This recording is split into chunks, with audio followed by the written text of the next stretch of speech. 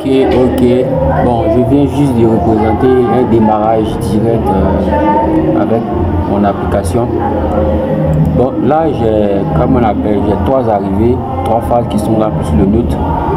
Et ici, il y a mis un, comme on appelle, un disjoncteur. Il y a mis un disjoncteur moteur, pardon. J'ai mis un disjoncteur moteur. Et puis ici, un contacteur.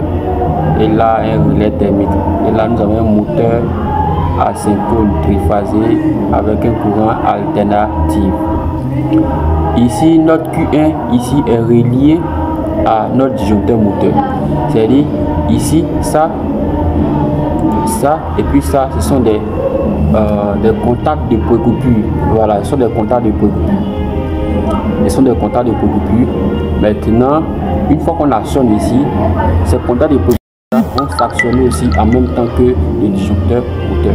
Ici, l'appareil de protection ici, nous pouvons mettre comme on appelle, que ce soit un disjoncteur moteur ou soit un sectionnaire porte-fusible ou bien ça dépend. En tout cas, il y a plusieurs appareils de protection. Mais pour notre moteur, je préfère un sectionnaire porte-fusible ou bien un disjoncteur moteur. Donc ici, nous avons le fusible. Ici, c'est un fusible, bon, on va mettre au moins 16 ampères ici. C'est lui qui va nous permettre de commander le circuit qui est là. Voilà, il va nous permettre de commander le circuit de commande. Et le sectionnaire, le disjoncteur moteur ici, va nous permettre de protéger le circuit de puissance. Voilà. Donc là, nous avons le relais thermique. Le relais thermique ici, je l'ai relié automatiquement. Il faut savoir le relier directement, comme on appelle, au schéma de puissance. Là, comme ça, une fois que tu vas actionner, tu auras une charge qui va venir. Donc ici, nous avons le bouton poussoir S1. Voilà, qui est normalement fermé, qu'on appelle NC. Et ici, nous avons NO, normalement ouvert. Et là, nous avons son contact, comme on appelle déjà, l'auto-maintien. Voilà, nous avons l'auto-maintien de la bobine KM1 qui est ici et du contacteur KM1, c'est l'auto-maintien qui est là. C'est grâce à celui-là, lorsqu'on va actionner le bouton poussoir, ça va maintenir le courant. Voilà, ça va maintenir, ça va se fermer et permettre le passage du courant ici. C'est ici, une fois on supprime ça et qu'on met en marche, il va nous falloir de maintenir le bouton poussoir S0 et S2 ici pour que ça puisse fonctionner. Donc grâce à ce KM1 1314 qui joue le rôle d'auto-maintien, une fois qu'on actionne, on n'a plus besoin de maintenir. Donc ce KM1 là va pouvoir, comme on appelle, maintenir et laisser le courant passer même si le S2 est ouvert. Et là, nous avons trois lampes. Nous avons la lampe ici qui est, comme on appelle, qui va nous permettre de savoir, genre ça s'allume lorsque il y a l'arrivée du courant présent. On appelle ça une lampe de présente tension. Voilà, si cette lampe est allumée, automatiquement il y a la présence de la tension qui est là. Et celle-là, si celle-là est allumée, c'est que il y a un défaut au niveau du relais. Donc c'est une lampe à défaut. Et ici nous avons une lampe qui nous permet de voir si le moteur tourne ou si le moteur ne tourne pas. C'est une fois que cette lampe s'allume, c'est que dites-vous que le moteur est en train de tourner. Donc si celle-là s'allume, dites-vous que le moteur ne tourne pas, il n'y a pas de défaut, mais il y a le courant qui est là. Donc si celle-là aussi s'allume, ça veut dire le courant est là, le moteur ne tourne pas, mais il y a un défaut. Donc ce défaut-là est au niveau du relais. Ok, on va mettre en marche ensemble, vous allez voir. Une fois que j'appuie sur play, ici on a nos trois phases qui sont alimentées, qui viennent déjà aux différents points que vous voyez. Donc là, on a le sectionneur qui est là, le disjoncteur moteur, pardon. Donc le neutre ici est relié directement à, comme on appelle, à la sortie du A2, du sectionneur porte-fusible aussi. Pardon, un contact de précoupure. Et ici nous avons le KM1, ici nous avons le F1 du relais. Donc lorsque je vais fermer, regardez ici, puisque ici c'est relié, ici sont les contacts de précoupure du disjoncteur moteur. Donc une fois que je ferme ici, automatiquement nous avons le contact les contacts à précoupure ici qui sont activés. Pareil aussi pour celui qui est en bas. Voilà, pareil pour celui qui est en bas. Et regardez, cette lampe est allumée Je vous l'ai dit tout à l'heure, cette lampe s'allume lorsque il y a la présente tension.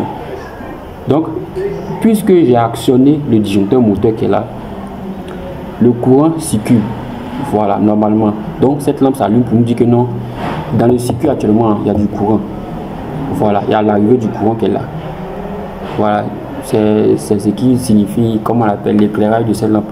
Donc, une fois qu'on va fermer nos DPN qui commande le circuit de commande. Une fois qu'on ferme, on aura automatiquement l'arrivée du courant qui va venir se limiter là, qui va passer du relais thermique, le bouton pousseur S0 et va venir se positionner juste au bouton pousseur S2. Le bouton pousseur S2 ici nous permet de lancer le moteur, nous permet d'actionner le moteur.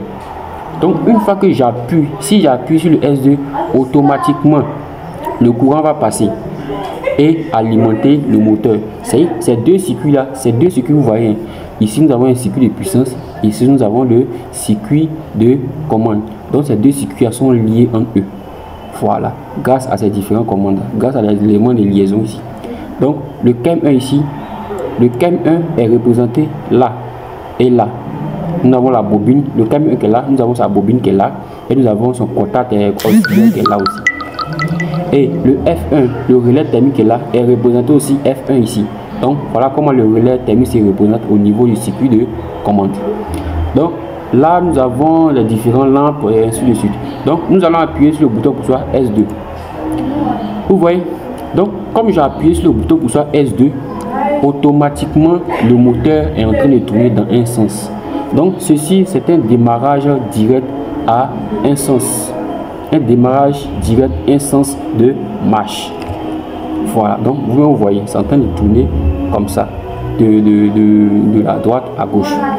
Voilà, donc je vous ai dit tout à l'heure, cette lampe là nous permet de dire que non, le moteur est en train de tourner.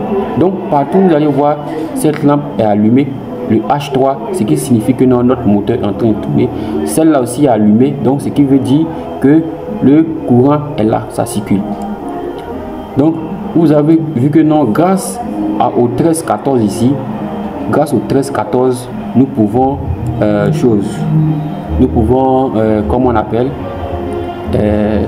grâce au 13-14, ça va permettre au passage du courant électrique, ça va jouer le rôle d'auto-maintien, c'est-à-dire ça va maintenir la bobine qu'elle a activée. Mais figurez-vous, exemple, si on supprime le 13-14 et que je mets en marche, regardez comment ça va réagir. Je ferme le DPN et j'actionne. Vous voyez, une fois que j'actionne, que je laisse, ça passe plus. Vous voyez, quand j'actionne et que je laisse, ça passe plus. Donc il va falloir ici que je maintienne. Mais c'est pas normal que dans une usine que quelqu'un puisse maintenir ça. Donc ce qui va nous permettre ici d'ajouter le 13-14. Le 13-14 ici qui va jouer le rôle d'auto-maintien. Voilà, qui va jouer le rôle d'auto-maintien.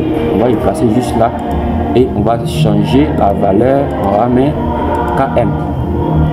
Voilà. On va relier 13-14.